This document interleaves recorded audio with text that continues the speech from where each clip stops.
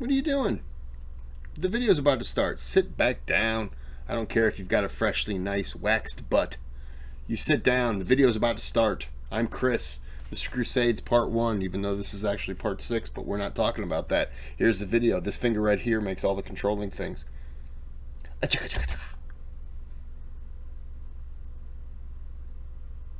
Or maybe it doesn't. I mean, if you want to play, you can. You don't have to.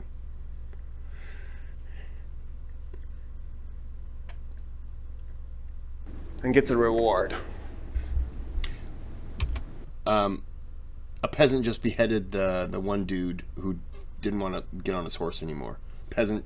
And so what happened was, peasant came walking over and he was like, "Oh, are you Dale?" And he's like, "No." The peasant was like, "Oh, you look like this guy I know named Dale."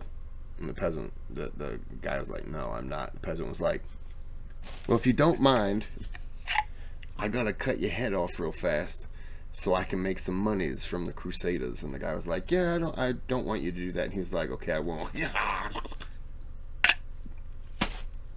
And that is the true story of what happened to that guy. You can't lie on YouTube. Remember that. In the meantime, Yarisyan's son, Shams al-Dawla, son of the state, son as in the thing in the sky, not child, right?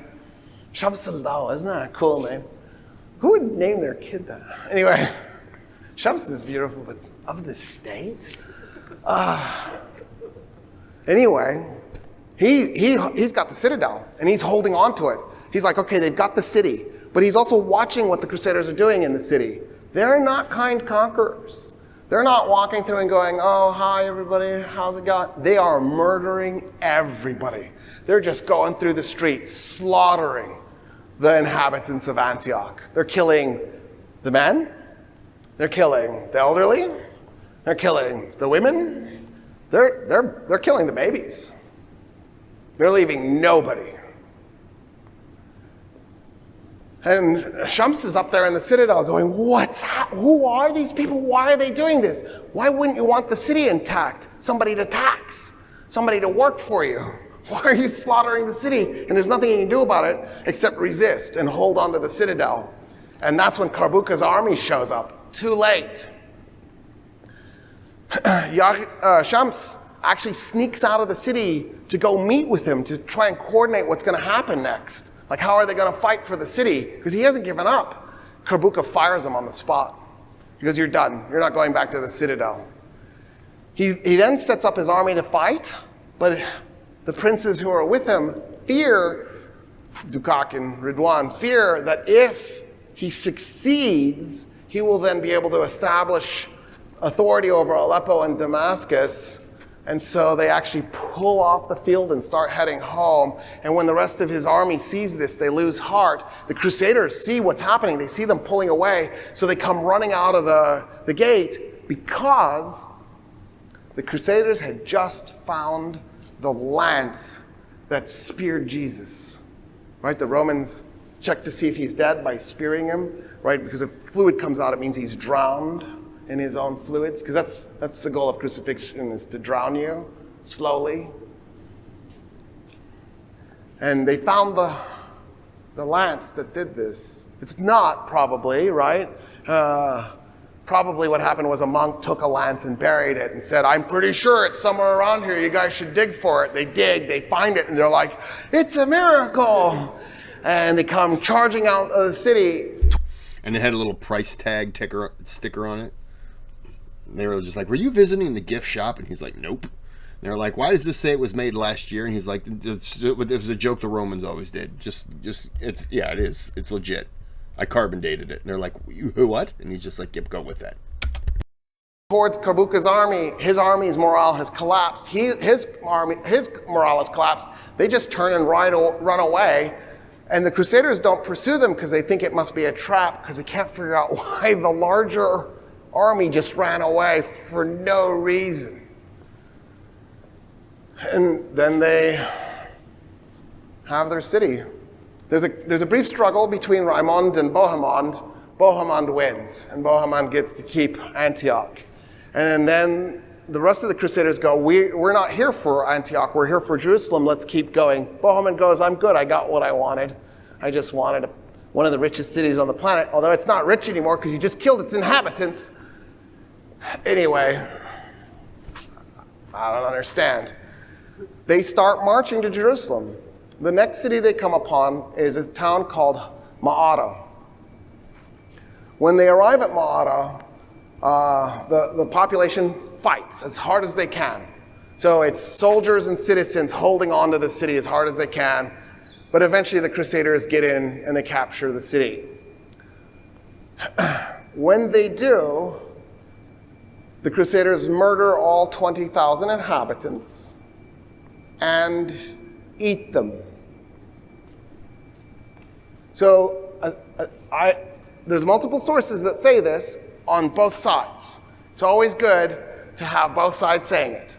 I know of 3 sources that are from the Crusader side that say they ate the inhabitants of Ma'ada. And they describe it in slightly different ways, but it's mostly the same. One of them says that they spitted the adults and the children and just roasted them over a fire. Another one says that they would cut chunks of flesh off of them and then roast the individual pieces over a fire. But it's pretty widespread agreement that the Crusaders ate the inhabitants of Ma'ada. But there's a lesson in this story that applies to today. So one of the things people will do is who want to defend an indefensible position, is they'll find something to nitpick. So one of the Crusaders says that the people were tortured first, one of the Crusader chronicles. But none of the Muslim chronicles say that the people were tortured first. And so what I've seen happen, even on BBC, is somebody will say, well, they may have eaten the people, but they didn't torture them. So first of all, I think if you slaughter 20,000 people, including the children, in front of the parents, that's torture. But then second, I kind of don't care if that Crusaders Chronicles said there was torture and there wasn't or not, because I still think there was a horrible crime committed here. Why are you focusing on that one thing? So no Muslims are saying there was torture. Only one Crusader was saying there's torture.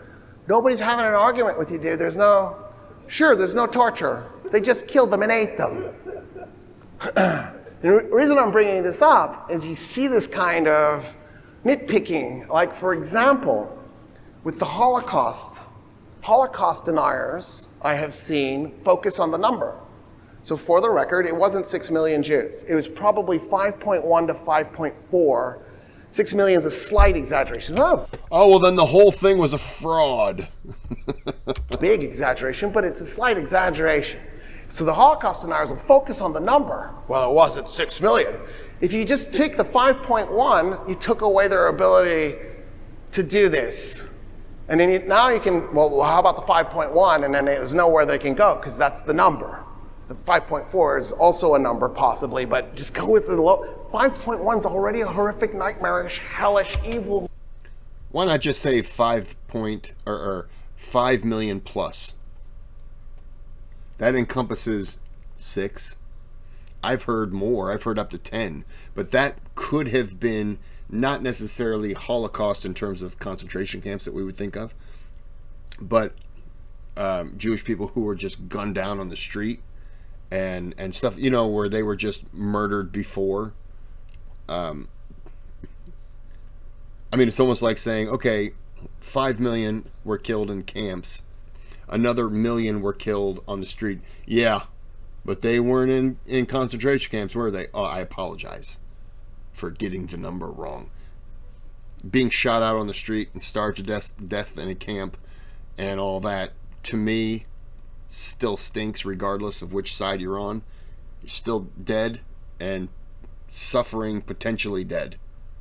Being shot to death on the street would probably be a quicker out, but you're still dead. Are you okay? Does talking about the Holocaust bother you?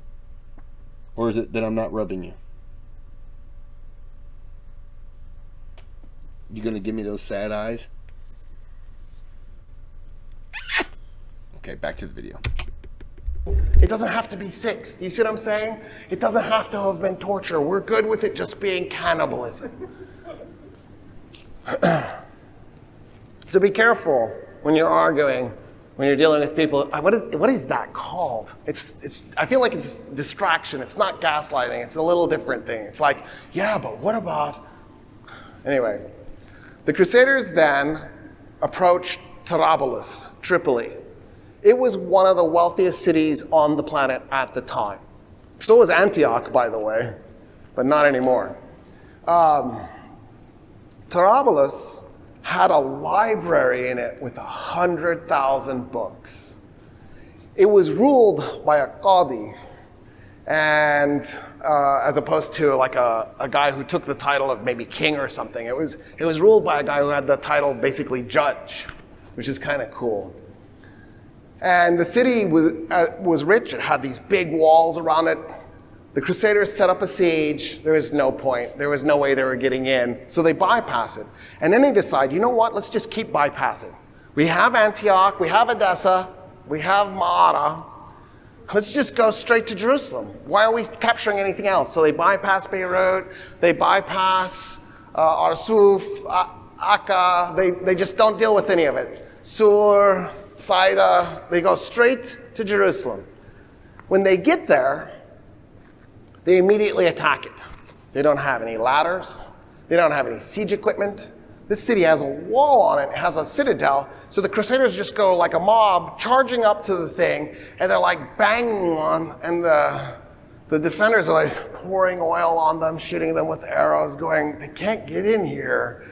Why are they doing this? And hundreds of them are wounded and killed for no effect. So then the Crusaders set up a siege. The problem is that Jerusalem is brilliantly designed to not be siegeable. So all the sprigs are inside the wall. So the area around it is arid. So the army stuck trying to besiege this thing basically has to run a water line to the Jordan River and by bucket bring the water to the army. That's a tough thing to do. But that's what they're going to do. And they're praying, they're hoping that God will intercede and give them a break. And it may not have been God, but it was the Genovese. The Genovese show up with some English volunteers by ship, and the Genovese brought the material needed to build siege equipment. They build the siege equipment, and they attack the city. So, a little bit of, I'm going to bring in another actor, another player. So Egypt had been taken over by the Fatimids. The Fatimids were Shia who had started in North Africa. They took over Egypt. By the way, they found Cairo, 969. Cairo is just barely over 1,000 years old. It's such a baby for the Middle East, right? Like Middle Easterners go, oh, you're 1,000? Oh, you're so young. You're so young.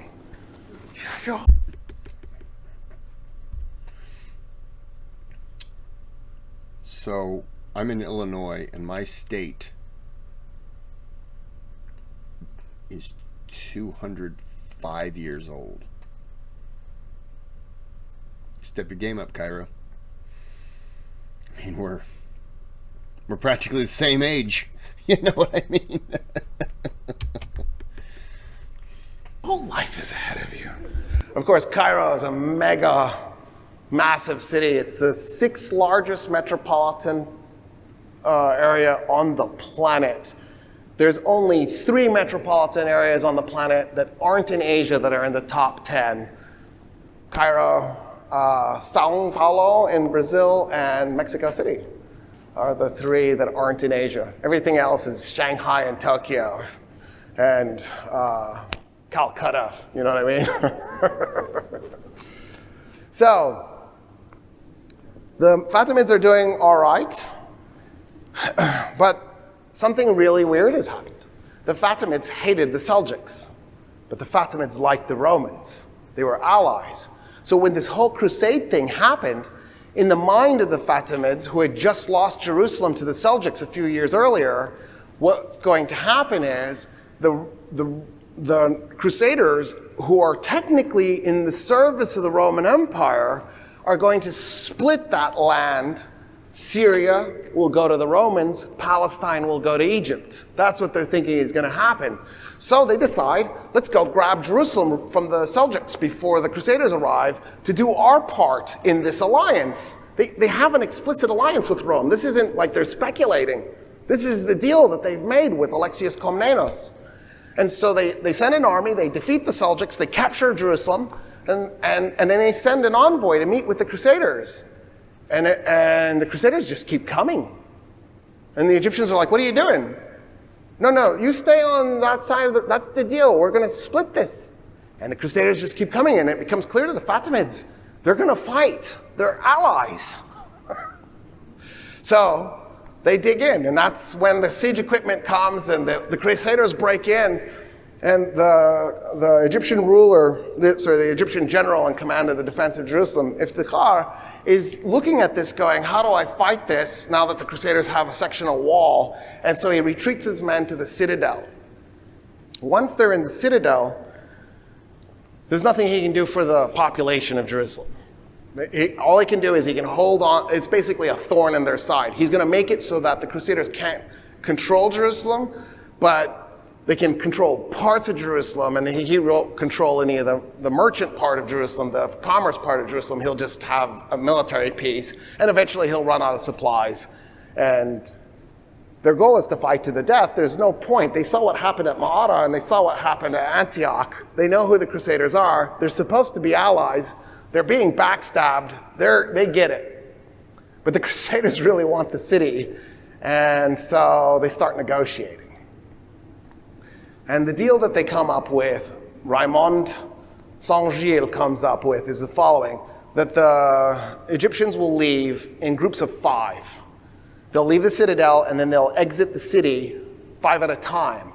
That way, if the Crusaders break their word, turn on them, they'll only kill those 5 dudes who are in the middle of leaving, and then the guys that are still in the citadel they can just keep fighting. And anybody who escaped has already escaped. And that's the deal.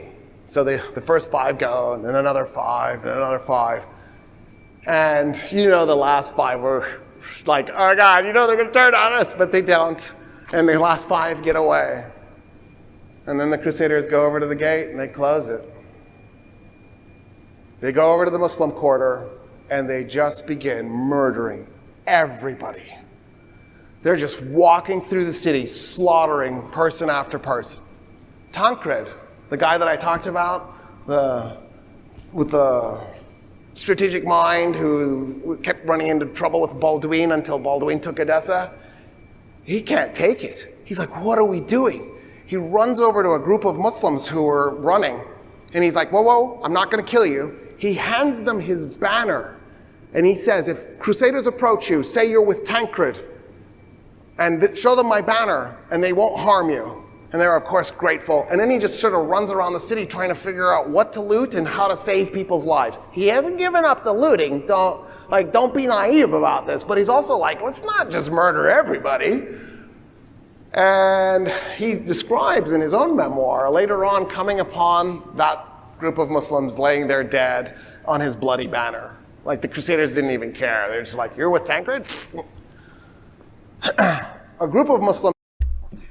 I'm going to go ahead and end it there. That's too bad. Those Crusades were just brutal. We're going to go ahead and end it there, though, and we'll come back for the final part. Okay.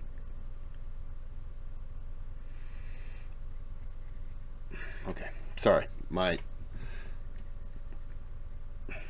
knuckle really, just right here. Just right there. I don't know why, it just itches. And it's not going away. Oh, it's moving. Okay. We're just going to stop. There's a thanks button. You can donate to the channel. All donations are appreciated. You can request videos. If you request after you donate, those requests get moved to the top. You can still request without donating. They just take a little bit longer to get to. Subscribe. There's a bell. 16% of you have clicked that bell. I appreciate it. It notifies you for things. I don't know. Maybe tells you when I'm going to have breakfast. I don't know how this thing works. YouTube just knows me, I guess. There's a thumbs up. Click that one. And if you want to click the thumbs down, don't watch my videos. Because God hates you. Everyone else, have a good day. Have a good night.